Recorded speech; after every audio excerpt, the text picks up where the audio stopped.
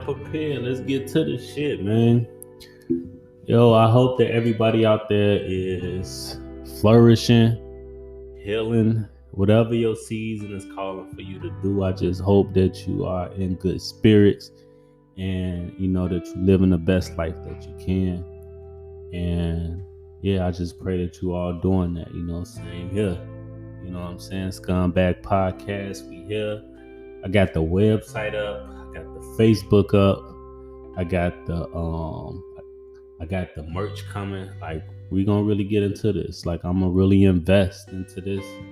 And we gonna see what Atlanta's at. But man, what's up with y'all? What's the deal out there? You know what I'm saying? Me, I'm not even gonna say that I'm healing anymore because I don't feel like that I am. Like right now, I'm just chilling. You know what I'm saying? I'm not looking for anything, but you know what I'm saying? If, whatever come my way, if it's for me, it's for me. But for the most part, I'm just chilling. You know what I'm saying? Just trying to live the best life that I can, live the most healthiest life that I can. I ordered a lot of new shit for the podcast and just, for the crib in itself. I wanted to, bring some personality to it. I see a lot of other dope people that have like, they dope cribs and they have things hanging up and it look good. It make you feel good. So I want to have that same thing here. You know what I'm saying? I ordered the sip sheets and the pillowcases. You know what I'm saying? More importantly for the waves. But if some don't wanna, mess they hair up either. Like, you ain't gotta worry about, you ain't bring your scarf, don't worry about that. Yeah. But let's talk though. It's Women's History Month. It's March. And I just got to thinking about like the really dope women that's in my life. I got Cece. Cece's a dope individual, you know what I'm saying? She works for a corporation and we started out working for the same corporation, but she's still there. And she's just a dope person just because she is. And she also like a really dope mom. So I definitely want to take out the time to, appreciate the dope women. Also we got, Nikita. She worked for a major corporation and, she out here doing her thing. And, even though we may not see eye to eye, like she definitely a dope individual.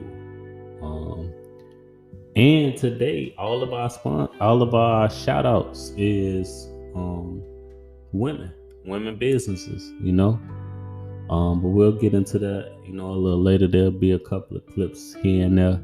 But yeah, all of our women shout outs is women, man. Black women that's out here doing their thing and, making money and making a way. So we definitely gonna make sure that we shout them out.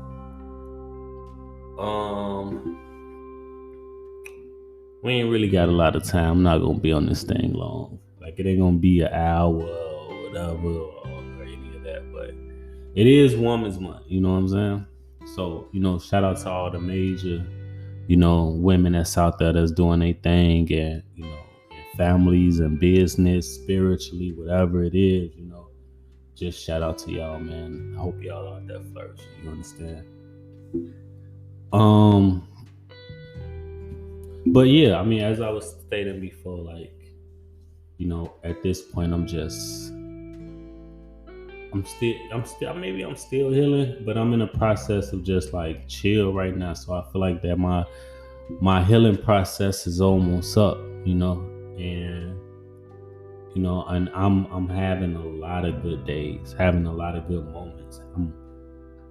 But I don't know if we really pay attention to just like, just how much money you may spend with a person or on a person or whatever. But I've been saving so much money and I've been investing it all into Bitcoin. If you've been listening, then you already know how I feel about Bitcoin. So yeah, like it's for real. And that's one thing I had learned from one of my OGs. He was like, yo, your money ain't gonna do nothing sitting in the bank. It's just gonna stay there. You wanna have you some money working for you. You know what I'm saying? So, I'm investing everything, any little extra money that I have left over. I'm investing that into Bitcoins. Right now I'm at about 7 bands. I just had made just over 7 bands in it. And I mean, and it wasn't like I won 7 grand, 7 bands.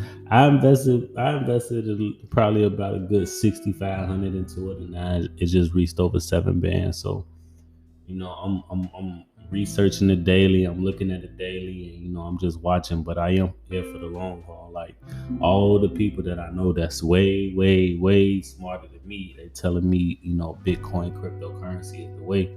They're expecting it to hit over 100,000 before the end of the year. So man, like Lord God, please let that happen. But I wanna encourage y'all to do that too. Like we all got Cash App. You can invest with Cash App and different things like that. Like our money don't really do nothing in the bank. Like it's just sitting. You know what I'm saying? And we all know how banks work, and like they'll bet against your money. They'll give out loans with your money, and they charge you for if you're overdraft for ATM and all that other stuff. Like that's mostly how they make their money. But with that being said, your money not gonna do anything. Just sitting in your bank account. So get it to make some money for you. Like I've been investing a whole lot. I recently even, just financially just invested in somebody that I thought was dope and had a dope platform. But I also, I invest in the stock market and cryptocurrency, and I'm just, making a dollar. Just trying to, make money while I sleep. Have my money make some money for me. So I think that's the page that we all should be on. So yeah, like if you got choose some money, no matter how much it is. It could be $100, it could be 10 bands, whatever, and invest that. Like let it make some money for you, but definitely do your research, because you can get caught slipping and lose some money.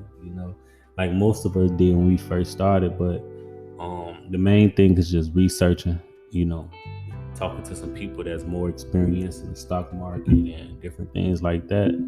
And just looking at a company overall, the things that they implemented, if they implemented anything new in the last year, the last 6 months, how does that affect the customers? Like you can research all of that, and find out where it's best to invest. But definitely do your research. But the main person that I wanted to talk about was my grandmother. For women's month, my grandma was one of the dopest human beings ever. And that may be a thing where we all feel that way about our grandparents and different things. But I definitely feel like Ernestine Lawrence, was one of the dopest people that was out here. She had a loving heart. She'll feed everybody. Even though she wasn't making much, and was supporting a larger family. She still was selfless. And my grandmother, she grew up in Shaw, Mississippi. And I didn't know much about Shaw, Mississippi. Like she used to tell us stories about her upbringing and different things like that. And she would tell us that she was a sharecropper. And they had this dude. I don't know if his name is Mr. Johnny, but I just wanted to be Mr. Johnny, but I'm almost certain she said that was the dude name that owned the property or whatever. And my grandmother, like the thing, like as I got older and I started to like learn more, like my grandmother, she used to talk about that time with a smile on her face.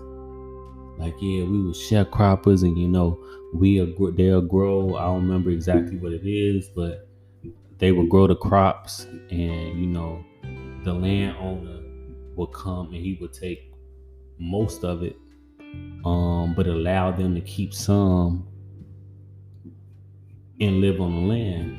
You know what I'm saying? And it was still like a lot of racism, and a lot of, like, she used to talk about the good white folks, that that would say something if they felt something, or the good white folks, that would speak to them and just talk to them or interact with them and different things like that. And I was always fascinated by them stories because me growing up on the west side of Chicago, I don't know nothing about that. I don't know nothing about no fields. Like I don't know nothing about anything. Like we got park districts and that, but like just like fields where you can run through and get lost in. Like I don't know too much about that. So I was always fascinated with it, and the way that she would tell it to me, I would be able to visualize it, like be able to like see it in my mind and be like, yo, okay, this what it look like. This what and along with images that I got as a child as well from movies or photos or whatever. Like I would remember just putting those things together and just imagining, what it was to live there.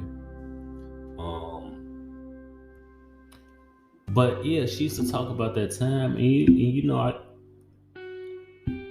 I can understand by her just being a child, and this is all that she knew. But me now in this generation, just thinking back, to stories that my grandmother told me, like just just stories that she would just say and how she would just describe them. Always kept me interested, like, and it was a time where she was like, no, it was a time when I went to I went to college, and I started taking African American history or African American studies, or it's either one of those. But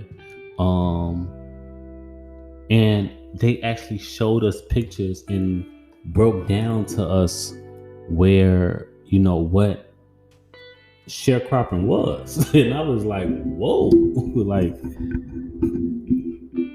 this is the thing that they would show us, like the Jim Crow laws and all of that they had in the South, and I'm like, damn, that's the stuff my grandma had to go through and just experience, especially as a child. Like that would just blow my mind.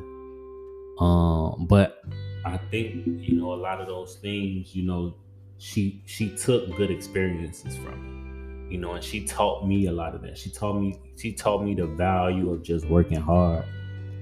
My grandmother, she migrated here to Chicago. I'm not exactly sure the year. But she migrated up here, and my grandmother, she worked as a lunch lady. Like my grandmother, she worked in a lunchroom as a lunch lady for a gang of years. I would probably say like 30 plus. At least I know for sure 20 plus, but 30 plus. And she built relationship with these kids, and a lot of things. That my grandmother retired, and she grew a big enough pension to where she was able to get us a house, put a down payment on a house for us. Before that, we was living in a 3-room apartment, and it was at least about 10 of us at the very least. You know what I'm saying? Like my mother lived there, her husband lived there, my auntie lived there, her kids lived there, like just a lot of us, in a congested apartment. And my grandmother, she saved her pensions and everything, to enough to where once she retired, she was able to go and get us a house, get us a 5-bedroom house, with a basement, all of that. Like we was like the Jeffersons in that. Like we was moving on up. She like and it was a combination of her and her kids as well, that was able to put that play together. But yeah, this was the first time I ever had my own room. Like growing up there, I was the only boy. Everybody else there was women, girls. Like that was my mom, my grandma, that was my auntie. She had all daughters, and like I was the only boy. And I think my grandmother enjoyed that. Like she enjoyed having a grandson. Like of course, I sent her through the ranks. Like I definitely, you know, did my share of, just being a boy and just growing up and just doing stupid shit and everything. And, I definitely gave my grandma a lot of scares. But I do think that she did, enjoy having a grandson. And, me being the only boy, we would click a lot. You know, at one point, everybody that was living in the house, like my cousins and stuff, they left and they moved to Alabama. And then my other cousin, she went on to college. And, at one point, I was the oldest grandchild there, and I was, the boy. And my grandma would always call me her heart. she like, you my heart, like always. You know what I'm saying? And of course, I was a young dude then, so it didn't really mean a lot. But like as I got older, and once she passed on, I started to reflect on those things. And I definitely appreciate that. Like there was a lot of things that I didn't get a chance to understand or appreciate, while my grandmother was alive. But as I grew older, I'm very understanding of, her ways. And I know for a fact, like the only reason why I'm still out here thriving and, and just, living in purpose is, because of my grandma, her prayers, the things she taught me. So like when I say there was a lot of things I didn't understand, like one story was, once my grandmother, she got, we got the house, we moved in and different things. So my grandmother, we lived on a block. So it was like a block of houses and different things. And, my grandmother, she went over to like the neighbor's house, like the closest neighbors and stuff. And, they kids all out playing and whatever. And she like, yeah, this, she like, of course, she from the South. So, she always introduced herself and whatever. And she was like, yeah, my name Ernestine. We just moved over here to such and such. And, yeah, that's my grandson. If you ever need anything, just come knock at my door. My grandson, he'll help you out. He'll do it and all that other stuff. Like we went to like a few different houses with my grandmother. She just took me with her. Like I was the only boy. Like at that time, my cousins that was still staying there. But she took me with her and she like, yeah, this my grandson. You need something, you need something done, you need something fixed, you need a car wash, your grass water, just holler at my grandson. Um, and they did, and they paid me. Like I would cut grass, I would wash cars, I would water grass, like everything. And when I was a shorty, I kind of felt embarrassed, because these was people that had kids around the same age that I had, that I was at that time. Like I wanted to be out playing basketball and playing football like them, but their parents was, hiring me to, wash cars, water the grass, cut the grass, whatever it might be. Um, and like I can't, like I remember that they was out there and we was playing football, and this was like the first time that I was able to like, just play or whatever. And my grandma, she called me in and she like, yeah, the neighbor such and such, they need their grass cut.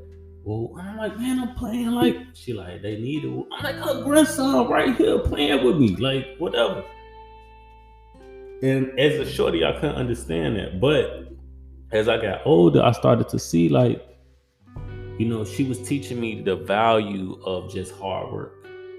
And that's the thing that carried me a long, long way. You know what I'm saying? Like I don't have a lot of talents. I don't know if I can like, um, just I don't know. Like I can't out dance, I can't out sing, I can't really like I don't really have talent like that. But if like the only thing that I have to do is work hard, I got that on lock. Like I don't know nothing else, but whatever I'm doing, I just want to be the best at. I just want to be the best at. So I don't know anything else to do but, work hard. And that goes into, what my grandmother taught me. You know what I'm saying? The value of a dollar. Like a man don't work, a man don't eat. You know, I had a job when I was like 14, 15. I lied on the application. I worked up for like almost a year before they found out. Like I just wanted some money. Like I just wanted nice things, and I understood in order to get nice things, it just don't get handed out. You gotta work for it. Like you gotta work hard for it. So yeah, like my grandmother taught me that, and I didn't understand that when I was necessarily, a young person. And I was just like, yo, they like everybody playing. Like, why I gotta be the person that go out and watch these cars? And my cousin them, they jump a rope and I'm watering the grass. But she invested in me. My grandmother bought a lawnmower. She bought a water hose. So that I could get some money. And so so that our property could stay nice and whatever, but also so that I can learn how to get some money. And that was real. And I appreciate her for that. And I'm so thankful, that she was my grandmother, that and that she taught me the things that she did teach me. And those are things that I want to pass on to my kids as well. But I just wanted to take that time out to just say, man, my grandmother was a really dope person, man. Really dope person. Like she had been through a lot. She had been through cancer before, and like she had an amazing story about like how she prayed to God, he take the cancer away, and then it did. She told God she was never gonna smoke again, and she never did. Like just real, just genuineness. Like my grandmother was such a lovely person. Like she'll cook dinner for the whole block, the entire church. Like and she was just a dope person, man. So definitely want to shout out my grandmother, Ernestine Lawrence, for especially for Women History Month, because she had been through a lot, even from childhood, and then making it to where she made it, where she was able to get us a house, like. And I get my own bedroom, and she taught me all these things about just getting money and hustling. Like, that's amazing. Like, that should be a movie. Like, I want to write a book about that. Like, of course, I don't know a whole lot. I just know, the stories I remember, but I do want to learn more about her. Like, I even like Google like the sharecropping in Mississippi, the slave holders in Mississippi, and different things like that. They name was Tisdale, before they got married. So I even like researched that and like Shaw, Mississippi, and different things. And a lot of interesting things came up. But I think that my grandmother's story is definitely an important one. Like she was all about family. Like Thanksgiving, out of here. She invited everybody come over. You know what I'm saying? Like everybody come over. Like she was just all about family and God and church, man, and like just giving me just like real game. And like I remember like our relationship, up until she passed. Like I was a shorty. I was like 16. I had did a lot of shit. I ran away from home, like started selling drugs and shit. And my grandmother, I remember she pulled up on me one night with my mother, and she was just like, just come home. And me being rebellious, at that time, like I was getting a little bit of money, I was a shorty, and I'm like, no, and all this other stuff. And my mother talked about this, when I did the interview with her, and some dude walked up to me and was, he would ask me for drugs because he knew that I sold them or whatever. While my grandmother and my mother was right there. And my mother told me how much that hurt it. But I remember just like a certain look on my grandmother's face. Because of course I didn't serve the person. I was just like trying to move them on, but they both knew what was going on. And more than like, how my mother felt, how she said that she felt, I remember distinctly like my grandmother's face of just like disappointment. And I was a shorty. I was turned up. This is my first shot at freedom, so I didn't necessarily put a lot of stock into that. But as I'm older now, and I'm realizing a lot of things that she did for me, and a lot of things she taught me, I understand that hurt.